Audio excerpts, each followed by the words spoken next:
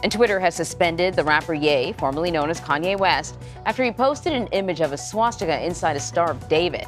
According to Twitter CEO Elon Musk, the tweet, quote, violated our rule against incitement to violence. This comes nearly 2 months after Twitter locked Ye out of his account following an anti-Semitic post. So for more on this, I want to bring in Rick Newman. He is a senior columnist for Yahoo Finance. Rick, it's good to see you again. So another chapter in this Twitter drama.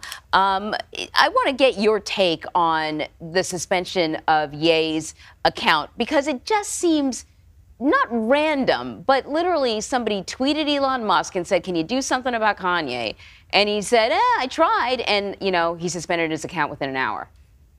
It feels like Elon Musk is learning all the lessons that Twitter already learned before he bought the company just a few weeks back. I mean, this is what Twitter used to do. So Elon Musk bought the company saying he was going to restore free speech, his phrase, not mine, and he was going to unban all these controversial people, including President Trump, who has not yet rejoined, former President Trump, I should say. It's as if he thought that these people would all behave better just because he suddenly bought the company, which is not happening. So it's like this is like Twitter circa 2017 when they were first starting to deal with all these problems. He just seems to be relearning all the lessons that Twitter has already learned. Yeah, it certainly feels like that. And, there are all this reporting that indicates or suggests that, the people that were originally hired to do all this content moderation, they're no longer there. So I guess it's going to be Elon Musk. He's your guy.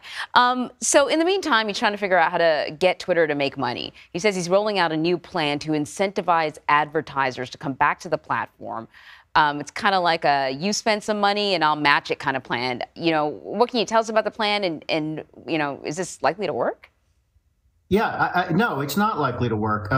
Yes, he's offering these sort of like incentives, like when you go to the car dealership, if you buy the car, you can get $3,000 off for advertisers to come back. Advertisers, and we're talking about, the biggest companies in the consumer marketplace, they don't want an incentive. They want I'm sorry to laugh, but this is all sort of silly. They want to be able to advertise in a place where they're not going to be surprised and they're not going to have difficulty managing their brand images.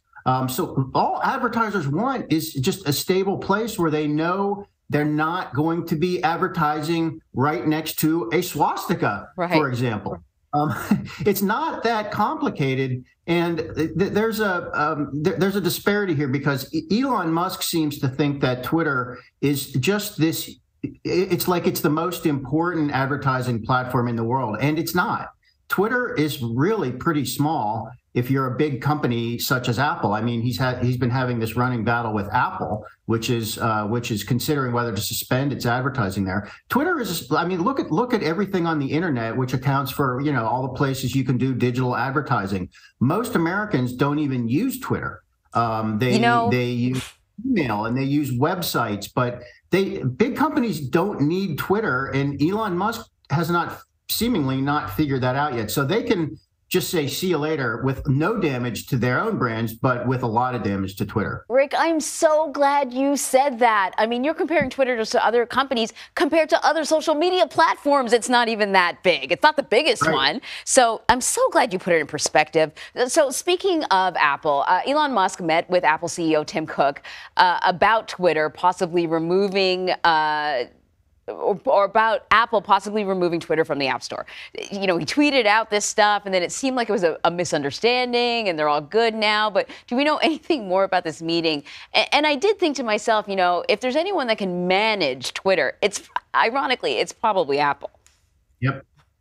So Apple CEO Tim Cook is a Jedi master, and Elon Musk is an overgrown teenager. And Tim Cook has dealt with many controversies in the past. He is Mr. Cool. He knows how to smooth everything out and keep everything easygoing for Apple. And my guess is that when this whole kerfluffle blew up, and let's remember, Apple never said anything. Apple never said we're considering banning from Elon Musk said that. Who knows if it's even true? Apple never did take Twitter out of its app store. But, it sounds as if Tim Cook, the Apple CEO, said, "Hey, Elon, come on down."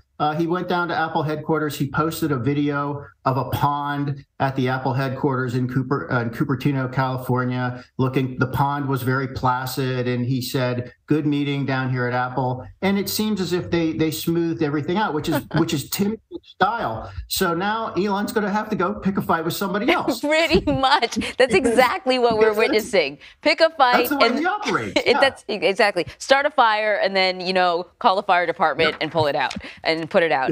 Rick, it's great talking to you. Thank you very much.